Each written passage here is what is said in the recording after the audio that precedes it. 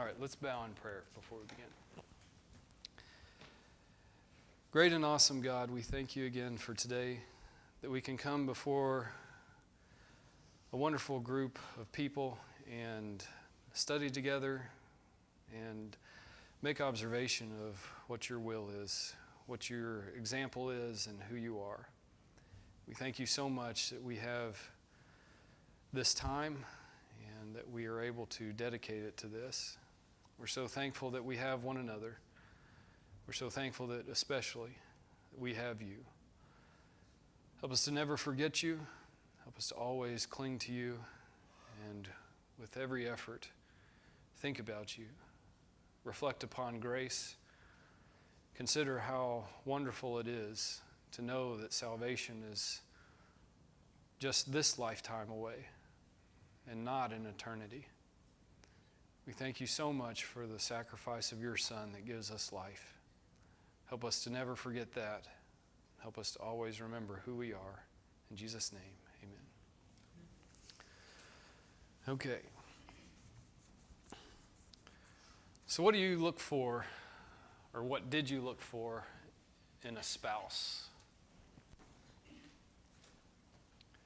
And if you've read Hosea, you'll see that this ties right into it. We talked about fathers last time and what we like about a father.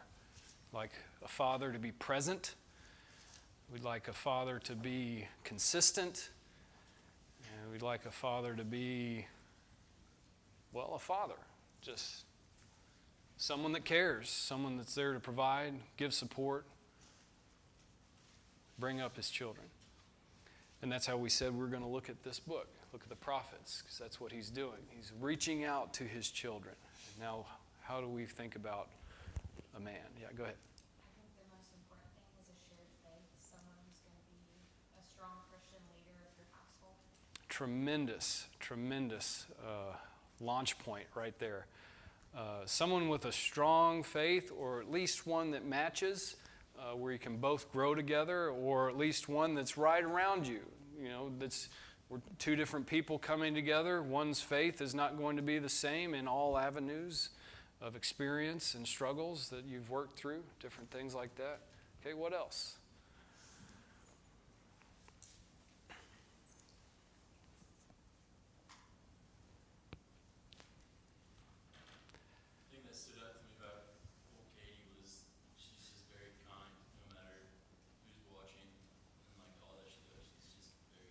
Yeah, kindness, it's a trait.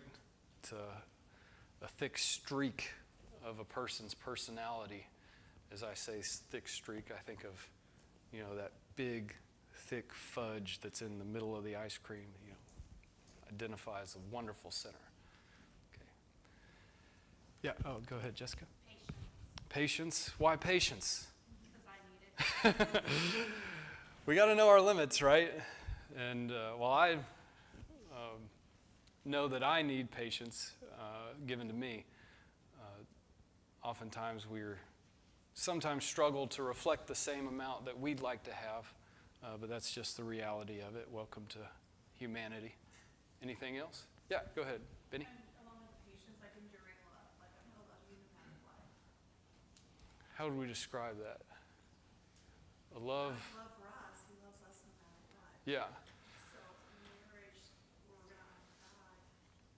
And then He can love you anyway. Yeah, there is an enduring love, or long-suffering, loving kindness, are words that are, if we use biblical language and things like that. Okay?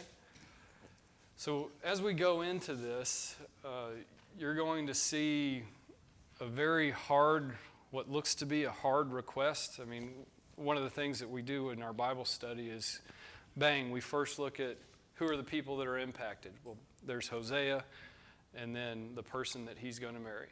And then what is his message that he's providing in doing this? And then what is God saying in this message? And then backing up, why in the world is God even saying anything if it's at this point? So what God's doing in the reality of why we have the Bible is he's wanting us to know him. This is how he has chosen to reveal himself to us in this era and communicate to us. Okay, and obviously, as the image of God is imprinted on our hearts, we reflect him to one another as well. Okay? Let's begin reading chapter 1.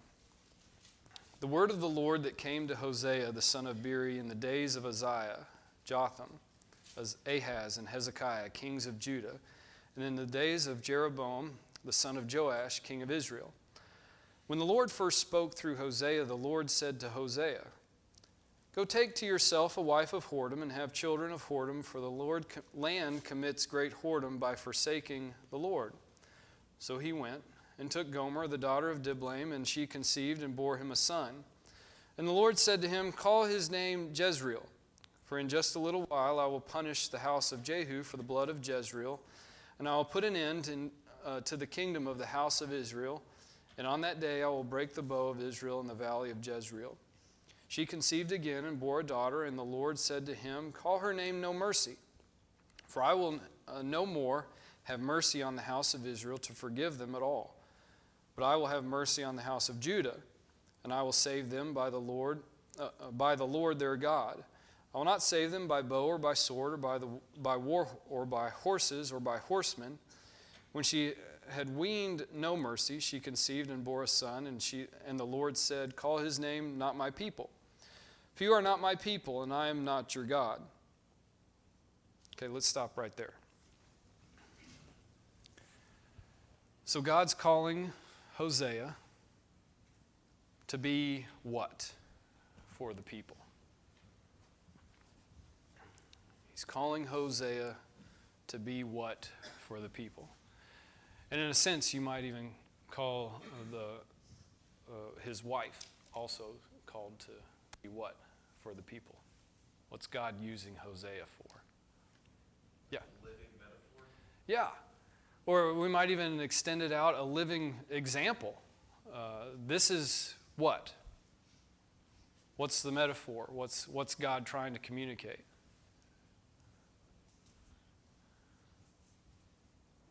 Showing what Israel's unfaithfulness to him is like.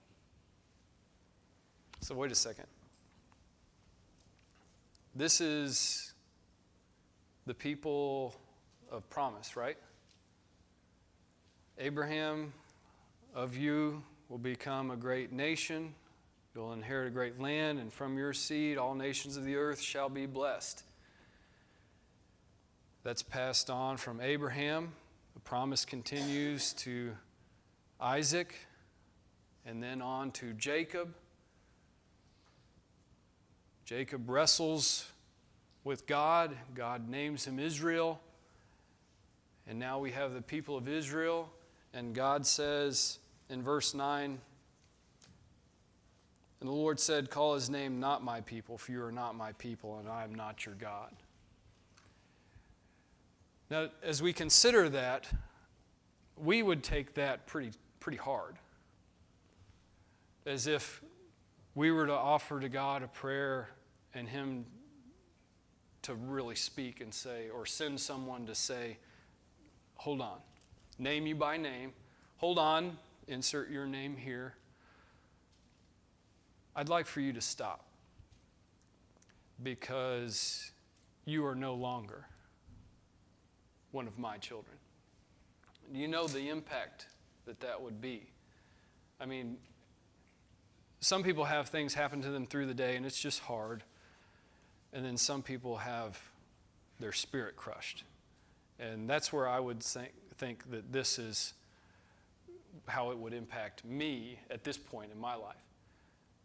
Now, where they are is where? They have been doing this for a long time. We understand that the prophets are sent to God's people because they have left the routine of faithfulness, the routine of putting their heart out to let God mold. They have allowed themselves to be more conformed to the world. Because the world says, well, you worship these gods, this is what we're all doing. The world says, church is just something that you can do, you cannot do, doesn't matter, but once you're out, you do whatever you want. But God's saying, no, that's not it. He's calling them out. Let's continue reading in verse 10. Yet the number of the children of Israel shall be like the sand of the sea, which cannot be measured or numbered. And in the place where it was said to them, you are not my people, it shall be said to them, children of the living God. And the children of Judah and the children of Israel shall be gathered together, and they shall appoint for themselves one head, and they shall go up from the land, for great shall be the day of Jezreel. What happened? Why is there this transition? What do you think?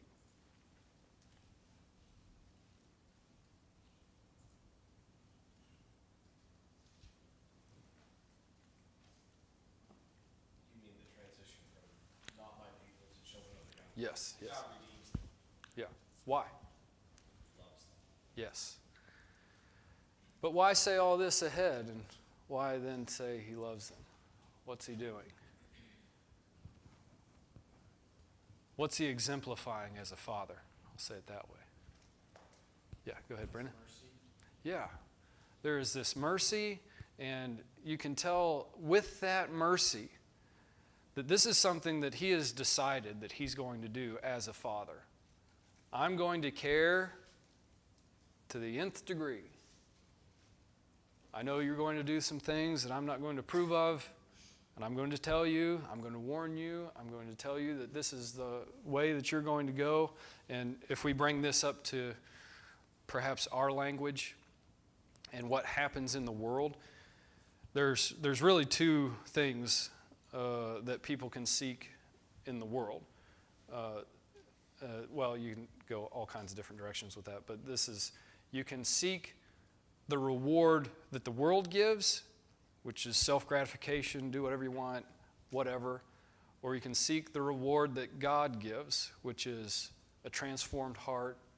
You start seeing things with spiritual eyes rather than carnal eyes, and you start seeking a world beyond this world. You understand beyond this world. And there's a satisfaction that both can provide. And the reality is, God's given us the choice to choose which one we want to do.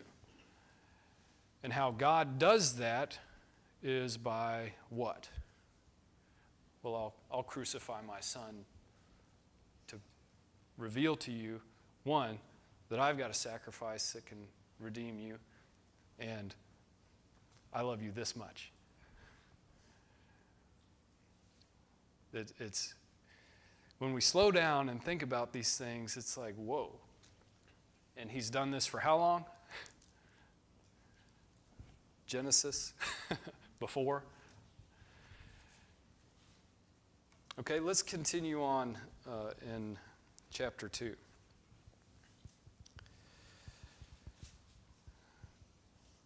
So, I guess before we do that, it just seems so much like a dad, doesn't it? A father. Say, hey, you've really messed up, but I still love you, but here's your punishment. Say to your brothers, you are my people, and to your sisters, you have received mercy. Plead with your mother, plead, for she is not my wife, and I am not her husband, that she put away her whoring from her face, and her adultery from between her breasts, lest I strip her naked, and make her as in the day she was born, and make her like a wilderness, and make her like a parched land, and kill her with thirst. Upon her children also I will have no mercy, because they are children of whoredom. For their mother has played the whore, she who conceived them has acted shamefully. For she said, I will go after my lovers, who give me my bread and my water, my wool and my flax, my oil and my drink. Therefore I will hedge up her way with thorns, and I will build a wall against her, so that she cannot find her paths. She shall pursue her lovers, but not overtake them, and she shall seek them, but shall not find them. Then she shall say, I will go and return to my first husband, for it was better for me then than now. And she did not know that it was I who gave her the grain, the wine, and the oil, and who lavished on her silver and gold, which they used for Baal. Therefore I will take back my grain in its time, and my wine in its season, and I will take away my wool and my flax, which were to cover her nakedness. Now I will uncover her lewdness in the sight of her lovers, and no one shall rescue her out of my hand. And I will put an end to all her mirth, her feasts, her new moons, her Sabbaths, and all her appointed feasts. And I will lay waste her vines and her fig trees, of which she said, These are my wages, which my lovers have given me. I will make them a forest, and the beasts of the field shall devour them. And I will punish her for the feast days of the Baals, when she burned offerings to them and adorned herself with her ring and jewelry and went after her lovers, and forgot me, declares the Lord. Did you see something interesting in verse? What was that? Verse 7, the latter part of verse 7. Do you see a New Testament parable that reflects that? Yeah, the prodigal son, isn't it? So, what's the correlation? Well, it's pretty one-to-one, isn't it? I mean, Israel says, well, I think I know what I need. I'll go my way. I'll do it this way. And the prodigal son said, give me my inheritance. I know how to use it. And then you've got an expenditure of all of it. Everything's exhausted. Israel's going to her lovers, and she's lacking in the provision of things, or they're there, but they're not valuable. And then God takes them away. And then what does she do?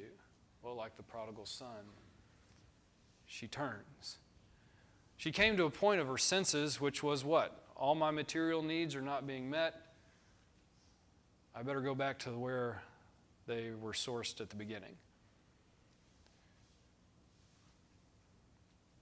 Is that what you see? Yeah, go ahead, Lena. So the book starts by Hosea taking for himself this wife of harlotry, and now we're kind of going through and seeing, okay, these are all the things that have resulted because of her. And if you think of the wife as an analogy for sin, like sin took root in Hosea's life and then spread to his children and his children's children, and now you're seeing, oh, maybe this sinful lifestyle, it looks like it's provided me with all these things, all this gold and silver and pleasure, but really it's all just in vain. Yeah. It's not true happiness or contentment. Yes. It becomes like biting into an apple and it's sand. He references in chapter 2, verse 3, I'm going to make her as in the day she was born, make her like a wilderness, make her like a parched land, and kill her with thirst. Okay, so the relationship has changed. Why? Well, Israel has left it. And this is something that you always see with God, or I don't like to use all-inclusive words like that, but you will commonly see with God. He presents himself and says, this is what I have to offer, and I would like to bless you forever. It sounds very much like a husband, right? And when the wife loves, or when the the girlfriend in our vernacular, the girlfriend betrothed loves the man, the boyfriend, then there is no second guessing. It's, yes, I'm going to marry you. Yes, because of these things that he has to offer. Jake said kindness What are some of the other things you guys mentioned? Faithfulness, just this long suffering through thick and thin, mainly through the thin, easy to suffer through thickness.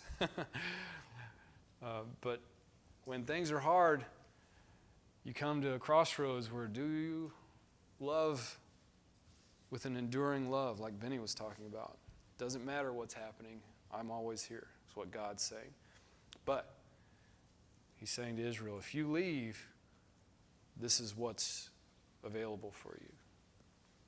Okay, any other observations you'd like to make? Yeah, go ahead, Adam. Yeah, I just want to draw out the hurt and the anger that God is feeling, because I think we're right to talk about the mercy that he has, but like, he is irate. And if you ever, unfortunately, have encountered anyone who has had their spouse be unfaithful, and you see the way that that just wrecks their life and turns them upside down. In one moment, you know, it's rage, and one moment it's just sorrow, and I mean, it's just, it is a betrayal that there's nothing else comparable to. And so for God to use that, and for him to use language like, I'm going to take back the things that I had to offer you, I'm going to uncover her, and I'm just going to say, this is what you are, and there's going to be no deliverance. It is another side of God, that he's not just disappointed, it's not just his justice that is wrong, but he is extremely deeply hurt when we turn our back on his faithfulness. Yes, that is a great point to bring to our attention. Thank you for that. It really identifies the image of God too, doesn't it? In that sense, what Adam's talking about, because it's the typical person when they view the Bible and the differentiation of the New Testament God and the Old Testament God is, you know, the Old Testament God condemn, you're all gone, you know, just zap, zap, zap, earth opens up, you're all going to be swallowed up, it's over. But then you get to the minor prophets in Hosea, and he's willing to,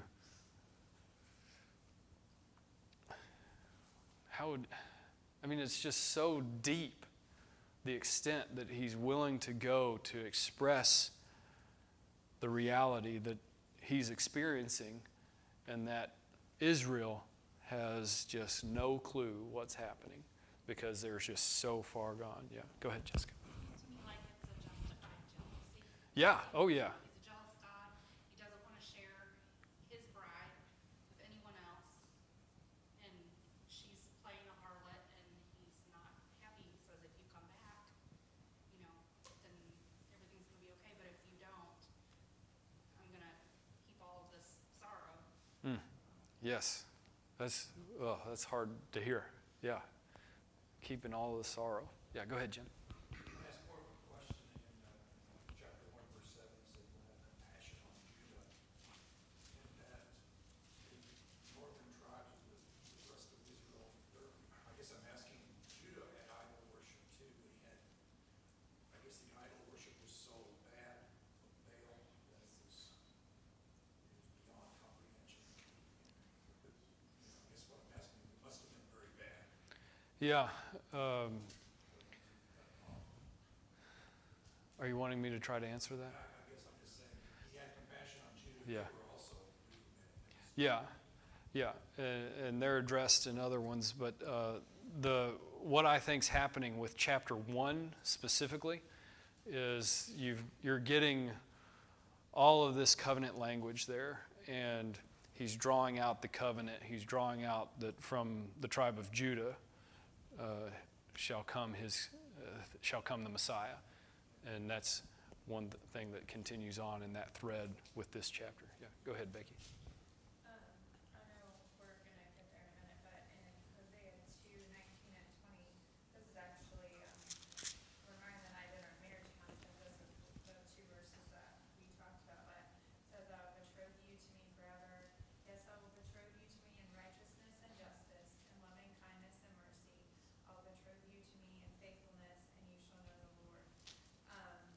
That's like the picture of what God always wanted. I think what's so impressive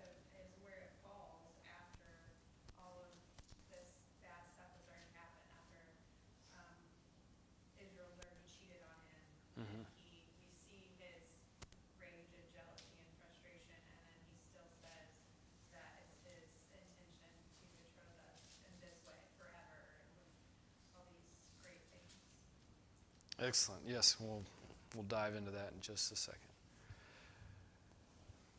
What do you guys think about the word cheated? I was thinking about this. Do you think that matches the intensity of what happened? What would you use? What word would you put there?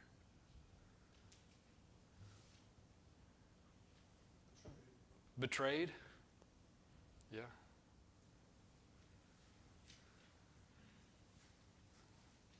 The word amputated comes to mind for me. You just feel like a piece of your body's been amputated off. Something that's so familiar and so won and then gone. It's like a betrayal, amputation, a relationship severed. Yeah, cheated just doesn't do it for me either. Okay, let's think about the Lord's mercy on Israel as ESV gives this heading. Verse 14. Therefore, behold, I will allure her and bring her into the wilderness and speak tenderly to her. And there I will give her her vineyards and make the valley of Achor a door of hope. And there she shall answer as in the days of her youth, as at the time when she came out of the land of Egypt. And in that day, declares the Lord, you will call me my husband, and no longer will you call me my Baal, for I will remove the names of the Baals from her mouth, and they shall be remembered by name no more. And I will make for them a covenant on that day with the beasts of the field, the birds of the heavens, and the creeping things of the ground. And I will abolish the bow, the sword, the war from the land, and I will make you lie down in safety. And I will betroth you to me forever. I will betroth you to me in righteousness and in justice, in steadfast love and in mercy. I will betroth you to me in faithfulness, and you shall know the Lord. And in that day I will answer, declares the Lord. I will answer the heavens, and they shall answer the earth, and the earth shall answer the grain, the wine, and the oil, and they shall answer Jezreel, and I will sow her for myself in the land. And I will have mercy on no mercy, and I will say to my people, you are my people. And he shall say to you, you are my God. Now, do you notice some things that are brought back up from passages like in Genesis? You've got this, well, first you've got verse 18. I will make for them a covenant. Okay? So you remember the flood, what was that covenant? That he would no longer, all right, that's a softball, sorry. God was going to give everyone a rainbow to supply them with the assurance that that was what he was going to use so that he could remember that he was never going to flood the earth again to destroy all life. Okay? Who did he make that covenant with? Noah and all living things, right? And then you have here 18, I will make for them a covenant on that day with the beasts of the field, the birds of the heavens, and the creeping things of the ground. And I will abolish the bow, the sword, and the war from the land, and I will make you lie down in safety. So you've got the rainbow, which is a symbol of no more destruction, which you could translate to peace, right? And here you've got another covenant that's being described of peace. No war, a covenant with all creation. And he says, I will betroth you to me forever. Okay, so God is always in this constant pursuit of giving his people, giving his creation peace. He is after our peace. He is in constant pursuit of that. I can't stress that enough, okay? Now, what makes it difficult? When we forget our relationship. When our memory goes in lapses. When the reward starts to feel more exhilarating, I guess you could say, in this life than a mind set on spiritual things for a life to come. Okay?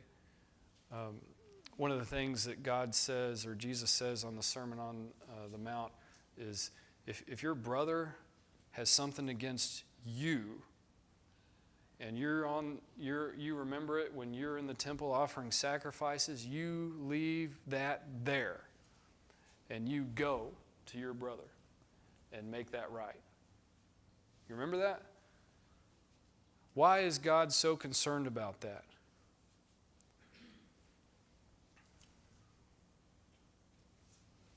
Why do you think? I mean, he's in the business of reconciliation. Yeah. Because that's the image of Him. God's saying He's in the business of reconciliation because what? Because His value is togetherness. His value is the relationship. And so anything that's going to stand in the way, some obstacle, some extra wrapping that's closing us off from one another, He's saying, get that out of the way and be who you need to be.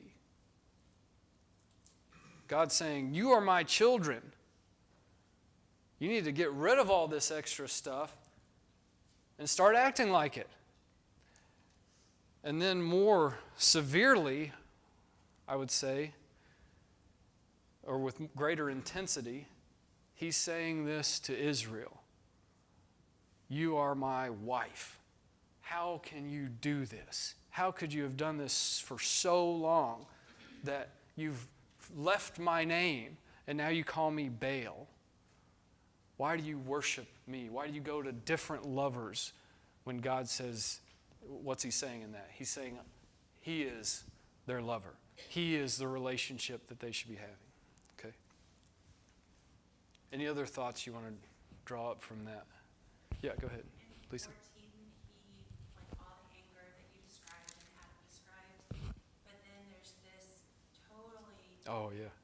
like you can't overlook that and rush through this part, because it's like, out of all of that fury, if that was something I had to overcome with Ben, verse 14 when he says, I allured her, and I spoke to her so gently and so sweetly.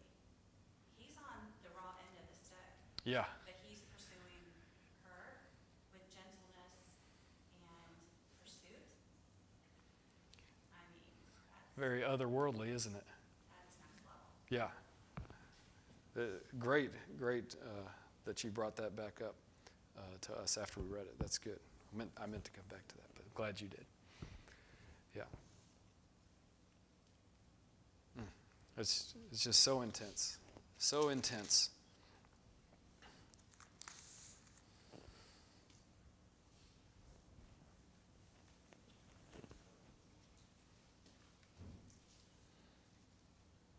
Okay, let's follow through with chapter 3, and then we'll kind of tie it up.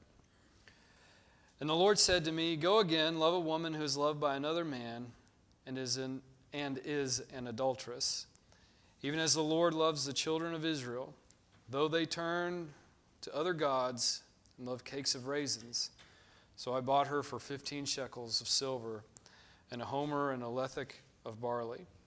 And I said to her, you must dwell as mine for many days. You shall not play the whore or belong to another man. So will I also be to you. For the children of Israel shall dwell many days without king or prince, without sacrifice or pillar, without ephod or household gods.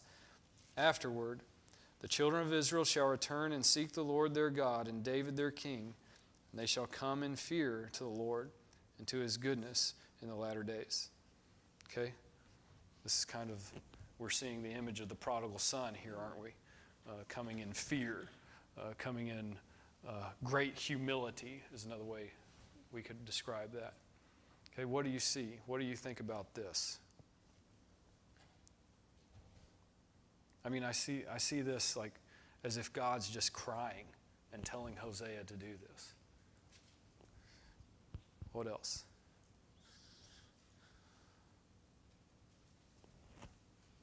I think it kind of goes back to like verse 22 of chapter 2. I don't think I would have noticed this if I hadn't just read through Numbers and Deuteronomy, but it says, the earth shall answer with grain, with new wine, and with oil. And these are all things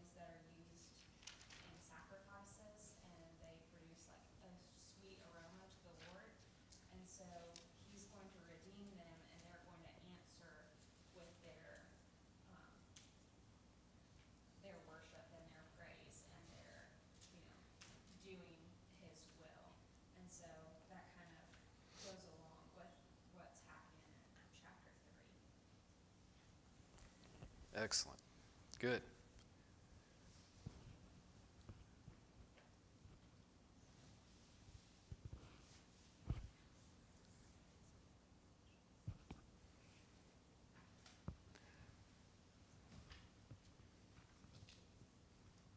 Okay, so how do we teach this to somebody else?